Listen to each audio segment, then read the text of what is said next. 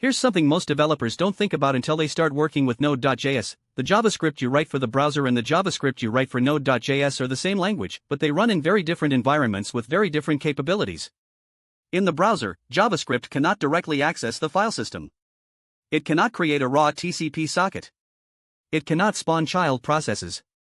The browser deliberately imposes these restrictions as a safety measure. It needs to prevent a rogue web application from reading your hard drive or intercepting your keystrokes. The browser provides a higher level abstraction over operating system resources. It gives you a sandbox. In Node.js, there is no sandbox. Your code runs on the server, where you control the environment.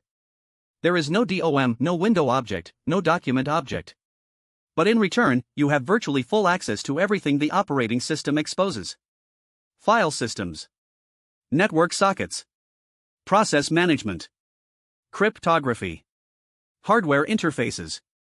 This is not a limitation of Node.js, it's a feature. The absence of DOM and window is obvious to any developer who picks up Node.js for the first time. But the key insight goes deeper. Node.js doesn't restrict you. You can read any file, open any port, spawn any process. That power comes with responsibility, but it also enables entirely new categories of applications, command line tools, system utilities, network services, IoT applications, and more. The next 3 slides look at 3 specific dimensions of what it means to run JavaScript in Node.js and what that unlocks. One of the persistent pain points of browser JavaScript is compatibility. Your code might run on Chrome version 120, but what about users on an older browser? What about mobile Safari? Developers deal with this by using transpilers like Babel, which convert modern JavaScript syntax into older syntax that older browsers can understand, and polyfills, which add missing built-in functions to old JavaScript runtimes. All of this adds build tooling complexity. In Node.js, this problem essentially doesn't exist. When you build a Node.js application, you know exactly what Node.js version it will run on. You control the server environment. You target a specific runtime. This means you can use the latest ECMA script features, let, const, async/await, optional chaining, newlish coalescing, generators, destructuring, modules, with the absolute guarantee that they'll work, because you know the exact version of V8 that's running them.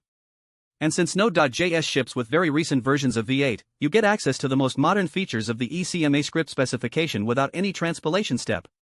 There is one important caveat: if you're building a library meant to be used by others, you do need to consider that they might be running different Node.js versions.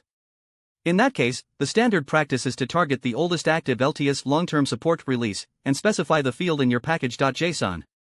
But for applications you own and deploy yourself, the story is simple: write modern JavaScript, run it immediately, no pre-processing required. Let's talk about what Node.js actually gives you access to, because the list is substantial. For the file system, the FS module lets you read, write, rename, delete, and watch any file the operating system permits. For networking, the net and gram modules give you raw TCP and UDP sockets. The HTTP and HTTPS modules let you create full HTTP and HTTPS servers in a few lines of code. For cryptography, the crypto module exposes OpenSSL standard encryption and hashing algorithms. For processes, the child_process module lets you spawn and communicate with external processes, useful for running shell commands, calling other programs, or creating worker pools. The process global variable gives you access to environment variables via process.env and command line arguments via process.argv. For machine access, Node.js also has the V8 module for inspecting V8 internals and the VM module for running code in an isolated context. And alongside all of this, the module system. From its inception, Node.js shipped with CommonJS, using the require keyword to import functionality from other files or NPM packages.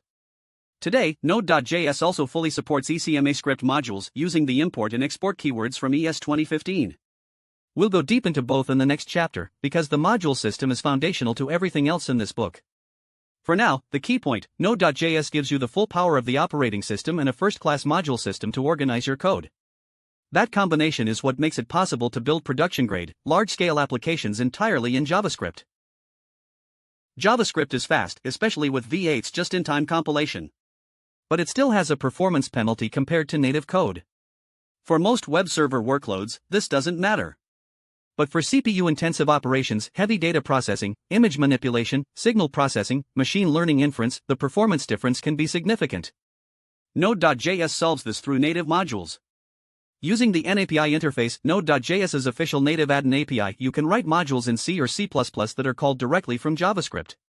This gives Node.js access to the vast ecosystem of existing C and C++ open-source libraries.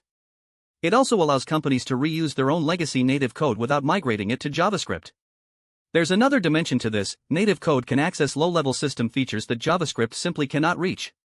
Communicating with hardware drivers, interfacing with USB or serial ports, doing direct memory manipulation. This is why Node.js has become popular in the world of the Internet of Things and homemade robotics. And finally, there's a newer addition, WebAssembly, or WASM. Node.js, like modern browsers, supports WebAssembly, a low-level binary instruction format that allows languages like C++, Rust, and Go to be compiled into a format that JavaScript VMs can execute. This brings most of the performance benefits of native code without needing to write C++ directly or deal with the NAPI interface. The complete picture: Node.js is not just a JavaScript runtime. It's a full-spectrum platform, from high-level JavaScript to low-level native code, unified by a single event-driven, non-blocking programming model. The next chapter dives into the foundation of how Node.js code is organized, the module system,